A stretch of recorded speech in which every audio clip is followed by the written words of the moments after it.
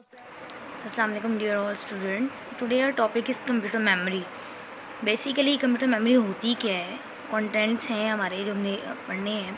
Computer memory, उसकी types, उसके आगे फर्दर जो फंक्शंस होते हैं।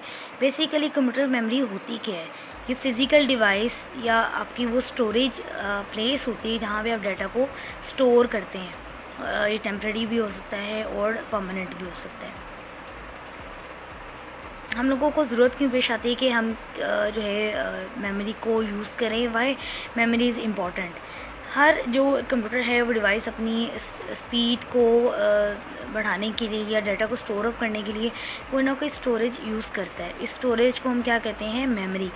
लाइक फॉर सपोज कि अगर आप कोई भी डाटा फेच कर रहे हैं या कोई भी काम कर रहे हैं, कोई भी आप उसको अप्लाई करते हैं उसकी वर्किंग को, तो उसके लिए कोई डाटा को टेम्प्रेरी या परमानेंटली स्टोर कहीं किया जाता है काम करने से पहले और काम करने के बाद डाटा को परमानेंटली या टेम्प्रेरी स्टोर किया जाए।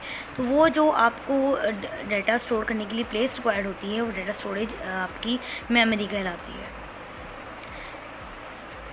There are two main memory types. एक है आपकी प्राइमरी मेमोरी और दूसरी है आपकी सेकेंडरी मेमोरी। प्राइमरी मेमोरी में आपकी जो बेसिक रहे वो रैम, रोम, और सेकेंडरी मेमोरी में आपके पास हार्ड डिस्क ड्राइव, आपकी flash drive, floppy disk, magnetic tapes आती हैं। अब इनकी डिटेल्स देखते हैं। प्राइमरी मेमोरी क्या होती है, ये बेसिकली मेन मेमोरी होती है कंप्यूटर की, और इसमें रीड राइट इंस्ट्रक्शंस जो है वो फेच की जाती है। इस रीड राइट मेमोरी को एक्शन में लाया जाता है। नंबर फर्स्ट जो है इसकी मेमोरी की टाइप है प्राइमरी मेमोरी की RAM. RAM is random access memory and ROM is read only memory. RAM जो है वो टेम्प्रेरी मेमोरी होती है। ये डाटा को टेम्प्रेरी वक्ती तौर पे स्टोर करने के लिए इस्तेमाल की जाती है। जैसे वोलेटाइल मेमोरी होती है रैम। वोलेटाइल मीन्स कि जी जैसे ही इसको वोल्टेज प्रोवाइड इससे हटते हैं या इसको वोल्टेज सप्लाई डिस्कनेक्ट की जाती है तो डाटा को क्या होता है, ये डाटा या रैम जो है वो एक्सेसिबल नहीं रहती।